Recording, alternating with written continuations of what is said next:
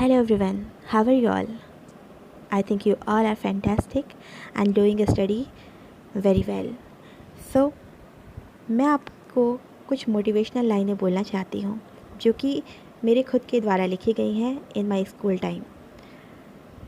अंधेरे की दुनिया में समुंदर की लहरें हैं, अंधेरे की दुनिया में समुंदर की लहरें हैं, वो तो खुदा ही जानता है इस समुंदर में छिपे कितने मोती गहरे हैं, कितने मोती गहरे हैं। तो हमारे जीवन में कभी कभी समस्याएं बहुत आ जाती हैं, हम हारते रहते हैं, गिरते रहते हैं, लेकिन नहीं छोड़ते तो बस उम्मीद। और जब वो उम्मीद एक सफलता के रूप में हमारे सामने आती हैं तो वही सबसे बड़े राज गहरे हो जाते हैं, वही सुंदर मोती बन जाते हैं। तो शुरू करते हैं आज का सफ़र। तो फ्रेंड्स, अब तक हमने कुछ थ्योरी को जान लिया है, कुछ बची हैं तो हम लोग धीरे धीरे कंप्लीट कर लेंगे। Today I will talk about new historicism. क्या है ये न्यू हिस्टोरिसिज्म, इसको जानेंगे। सबसे पहले मैं आपको बता देती हूँ कि हिस्टोरिसिज्म क्या है। देखिए, हिस्ट्री हम सभी जानते हैं कि इतिहास होता है, उसमें किसी भी चीज़ का बैकग्राउंड, अतीत के बारे में जानने को मिलता है। लेकिन यहाँ पर हम क्या सीखेंगे, न्यू हिस्टोरिसिज्म को सीखेंगे, जानेंगे और बहुत ही सिंपल एग्जांपल्स के साथ इसको समझेंगे भी। जैसे कि न्यू हिस्टोरिसिज्म में हमें किसी भी चीज़ का सिर्फ बैकग्राउंड नहीं देखना होता, हमें उसका कल्चरल, उसका पॉलिटिकल, उसका सोशलॉजिकल, ये सारी चीज़ें को लेकर चलना पड़ता है। और टेक्स्ट का, अगर कोई भी पोयम है या राइटिंग है, नॉवेल है, उसका कॉन्टेक्स्ट किस बारे में है, क्यों लिखा गया है, मतलब क्या कॉन्टेक्स्ट रहा, तो ये जानने के लिए उसका टाइम पीरियड, उसका जो लिखने का उद्देश्य रहा, क्या क्या उन पे राइटर्स पे इन्फ्लुएंस रहा, तो उनके बारे में जानना हमें बहुत इम्पॉर्टेंट होता है। देखिए, यहाँ पर एक ट्री है, अगर मुझे इसके बारे में जानना है कि इसकी एज कितनी है, तो सिंपल सी बात है, हमने साइंस में भी पढ़ा है कि इसको जब हम कट करेंगे वहाँ पे बीच में गोल गोल शेप में लाइंस होंगी, तो उससे पता चल जाएगा काउंट करके ये कितनी एज का हो गया है। लेकिन अगर हमें कुछ और जानना होगा इसके बारे में, जैसे कि इसका साइंटिफिक नेम क्या है, ठीक है, किस राइटर्स ने इसके बारे में लिखा है और कौन से साइंटिस्ट ने इसके बारे में खोज की थी, तो ये सब चीज़ों को जानने के लिए हमें उसका सोशलॉजिकल, पॉलिटिकल, ये सारी चीज़ों को जानना पड़ेगा। ठीक है, तो आई थिंक आपको समझ में आ गया होगा और आगे हम इसके बारे में बहुत थोड़ा डीपली जान लेंगे। कल्चरल कॉन्टेक्स्ट, अभी मैंने बताया था किसी भी टेक्स्ट का कॉन्टेक्स्ट होता है, तो उसके बारे में जानना होता है। यहाँ पर न्यू हिस्टोरिसिज्म में कि उसका हिस्ट्री में तो जाना ही है, लेकिन सिर्फ ये नहीं कि इसके राइटर्स के डेट ऑफ बर्थ क्या रही होगी, नहीं, उनका सोशलॉजिकल, पॉलिटिकल बैकग्राउंड क्या क्या रहा होगा, ये सब जानना होगा। कौन सी उस एज के क्रिटिक रही और क्रिटिक पर कौन सा इन्फ्लुएंस रहा था, ये भी हमें जानना होगा। तो ये जो होते हैं न्यू हिस्टोरिसिज्म, दो पार्ट में डिवाइड हैं। सबसे पहला है ट्रेडिशनल, जिसमें कि सिर्फ हमें बैकग्राउंड के बारे में जानना होता है और ज़्यादा कुछ जानने की ज़रूरत भी नहीं होती। टेक्स्ट में कॉमन सेंस, जैसे कि ऑथर्स की लाइफ के बारे में ही जानना होता है। फिर आता है न्यू हिस्टोरिसिज्म, जिसको हमें जानना है, जो हमारे सिलेबस में है। तो उसमें ऑथर तो जानना ही है, साथ में साथ उसका सिविलाइजेशन क्या रही, वो सभ्य था या नहीं था, पॉलिटिकल बैकग्राउंड क्या रहा उसका, कल्चरल बैकग्राउंड क्या रहा और उसकी फैमिली की कंडीशंस क्या रही। ठीक है, तो ये सब जानना भी ज़रूरी होता है। तो इसमें हम लोगों को देखने को मिलेंगी कुछ टर्म है जो कि बहुत इंपॉर्टेंट हैं, जैसे कि सबसे पहले है सर्कुलेशन ऑफ पावर। तो यहाँ न्यूज़ हिस्टोरिसिज्म में हमने देखा, जैसे कि बहुत सारी चीज़ों को हमने सीख लिया छोटे छोटे पॉइंट्स में कि क्या क्या था, लेकिन यहाँ पे कुछ टर्म को भी जानना बहुत इम्पॉर्टेंट है, जैसे कि है सर्कुलेशन ऑफ पावर। तो यहाँ पर सोशल, ठीक है, सोशल कैसा रहा, किसी भी व्यक्ति का, किसी भी राइटर का, किसी भी नॉवेलिस्ट का सोशल कैसा रहा, उसके ज़माने में कोई डेमोक्रेसी रूल था या फिर किंग का रूल था, किसी राजा महाराजा का रूल था। ठीक है, ये जानना ज़रूरी होता है। फिर आती है आइडेंटिटी, कि मतलब उसकी पहचान क्या थी, कि कोई भी कंट्री है वो कॉलोनाइज था या फिर फ्रीडम था। ठीक है, तो ये जानना बहुत ज़रूरी होता है। अगर कोई राइटर लिख रहा है तो उसके मस्तिष्क का विकास तो तभी होगा जब वो पूरी तरह से फ्रीडम होगा, तो ये इसमें हमें पता चल जाता है उसकी आइडेंटिटी क्या है। मतलब इसी से हमारी क्या होता है कि टेक्स्ट जो है उसकी मीनिंग जानने में हेल्प मिलती है। फिर है आइडियोलॉजी, ठीक है। आइडियोलॉजी में मतलब उसके बिलीफ्स क्या हैं, वो सच को सच बोलता है या फिर झूठ को झूठ बोलता है, वो ओवर फिक्शन लिखता है या ओवर हिस्टोरिकल पीरियड में लिखता है। ये सारी चीज़ों को जानने में हमें बहुत ज़्यादा सुविधा मिल जाती है, तो उससे हम किसी भी टेक्स्ट का मीनिंग जान सकते हैं।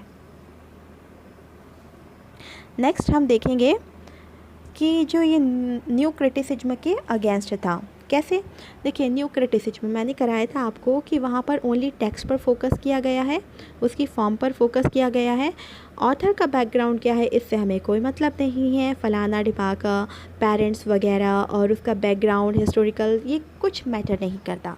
लेकिन यहाँ पर क्या है, उसका उल्टा है, अगेंस्ट है उसके।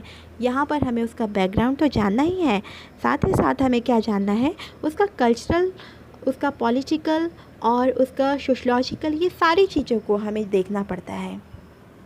फिर है, मैं एक एग्ज़ाम्पल बता देती हूँ आपको। एक वर्क है हार्ट ऑफ डार्कनेस। तो हम जब पढ़ते हैं तो जब फर्स्ट टाइम पढ़ेंगे तो बिल्कुल अंडरस्टैंड नहीं होगा। क्यों नहीं अंडरस्टैंड होगा? उसके लिए हमें अफ्रीका की हिस्ट्री को जानना बहुत ज़रूरी है, क्योंकि अगर हम अफ्रीका की हिस्ट्री को जानेंगे तभी तो हमें हार्ट ऑफ डार्कनेस की थीम को क्लियर जानने में अच्छा रहेगा, और वो राइटर क्या कहना चाहता है, क्या उसका पॉइंट ऑफ व्यू है उस एज का, वो सारी चीज़ों को हमें जानने में हेल्प मिलेगी। फिर है ग्रीनब्लैट। ठीक है, ग्रीनब्लैट ने तो ये टर्म कॉइंड ही किया था न्यू हिस्टोरिसिज्म, लेकिन उन्होंने एक जॉइंट किया था एम.एच. अब्राहम को as a general editor the Norton anthology of English literature, और ये पब्लिश्ड किसके द्वारा हुआ था, W.W. नॉर्टन के द्वारा हुआ था ड्यूरिंग 1990 में। He also the co-editor and anthology, तो वो उसके को एडिटर भी थे। Now we will talk about Stephen Greenblatt. Greenblatt बोलिए, ग्रीनब्लैट बोलिए या फिर ग्रीनब्लेट बोलिए, ठीक है। तो यहाँ पर उनका एक वर्क था 1980 में आया था, Renaissance self fashioning from More to Shakespeare. यहीं से हमें न्यू क्रिटिसिज्म का टर्म जानने को मिला था। फिर है लुइस मॉन्ट्रोस ने भी इसके बारे में कुछ लिखा है, a combined interest in the textuality of history. ठीक है, ये कंबाइंड है, इंटरेस्ट है इसमें, रिच क्या, रुचि क्या है इसकी, जैसे कि टेक्सुअलिटी टैक्स से रिलेटेड है, और हिस्ट्री, ठीक है, द हिस्ट्रिकल ऑफ टैक्स। तो यहाँ पर टैक्स और हिस्ट्री को मिक्सअप किया गया है। फिर हम देख लेते हैं कि जो न्यू हिस्टोरिसिस्ट हैं वो क्या करते हैं। देखिए, राइटर्स के बारे में तो हमें पता है कि किसने कॉइंट किया, स्टीफन ग्राउनब्लैट ने किया। ठीक है, उन्होंने शेक्सपियर से रिलेटेड वर्क को स्टडी किया था काफ़ी कुछ, और उनसे काफ़ी प्रभावित भी हुए थे, तब जाकर उन्होंने न्यू हिस्टोरिसिज्म के काफ़ी एग्जांपल्स लिए। और लेकिन जब वहाँ के कुछ राइटर्स थे तो वो करते क्या थे, ये भी जानना हमारे लिए बहुत इम्पॉर्टेंट हो जाता है, जिससे कि हमें उसके एरिया का, उसके जो ट्रेडिशन था उसको जानने का बहुत अच्छा एक चांस हो जाता है कि मतलब हम कैसे जान पाएँ और अच्छा कैसे जान पाएँ। सब पढ़ाते हैं कि मतलब न्यू हिस्टोरिसिज्म क्या है, किसने कॉइंट किया, लेकिन वहाँ के जो क्रिटिक्स थे वो क्या करते थे, एक थोड़ा सा न्यू कॉन्सेप्ट हो जाता है। तो देखिए, वहाँ के जो क्रिटिक्स थे वो use of post structuralist outlook. देखिए, पोस्ट स्ट्रक्चरलिस्ट जो कि स्ट्रक्चर में बिलीव नहीं करते, तो ये उसका आउटलुक देखते हैं। फोकस क्या करते हैं, attention on issue state power. तो यहाँ पर स्टेट पावर के क्या इश्यूज़ हैं, क्या अटेंशन दी जा रही हैं, ये सब पर उन पर फोकस रहता है। डिफैमिलियराइज कैनोनियल लिटरेरी टेक्स्ट। तो यहाँ पर तो मतलब कैनोनियल लिटरेरी टेक्स्ट के बारे में जानना होता है, उसको डिफैमिलियराइज कर देते हैं। फिर है सेम वेटेज देते हैं ये लिटरेरी को और नॉन लिटरेरी को। ठीक है, फिर क्या करते हैं, ये जो एनालिसिस करते हैं किसी भी टेक्स्ट का, उसको रीमेकिंग कर देते हैं। ठीक है, रीमेकिंग मतलब नया परिवर्तन कर देते हैं। तो ये सारे कार्य न्यू क्रिटिक्स नहीं करते, बल्कि न्यू हिस्टोरिसिज्म वाले करते हैं। Okay, I think it's enough for today. Okay, आप चाहते हैं रिवीजन, तो ठीक है, मैं करा देती हूँ। न्यू हिस्टोरिसिज्म, तो ये हिस्ट्री से तो है, बैकग्राउंड से तो है, लेकिन यहाँ पर क्या देखना होगा, हिस्ट्रिकल, कल्चरल, पॉलिटिकल, उसका जो क्रिटिक्स थे वो कैसे थे और कौन सी एज से बिलोंग करते थे, तो ये सारी चीज़ों को जानना होगा। ठीक है, और फिर हमने देखा यहाँ पर स्टीफन ग्रीनब्लैट ने इसको कॉइन किया था टर्म को, और यहाँ पर लुइस मॉन्ट्रोस ने भी अपने थॉट्स दिए हैं और अदर राइटर ने भी इसके बारे में बताया है, जो कि बहुत ज़्यादा इम्पॉर्टेंट है। लेकिन अधिकतर हम देखते हैं कि स्टीफन ग्रीनब्लाट के बारे में ज़्यादा आ जाता है कि उन्होंने कौन से वर्क्स लिखे थे, तो ये हमें देखना होगा। रिचर्ड विल्सन और रिचर्ड डटन या ड्यूटन बोल सकते हैं, उन्होंने भी इसके बारे में लिखा था। I think it's enough for today, and thank you so much.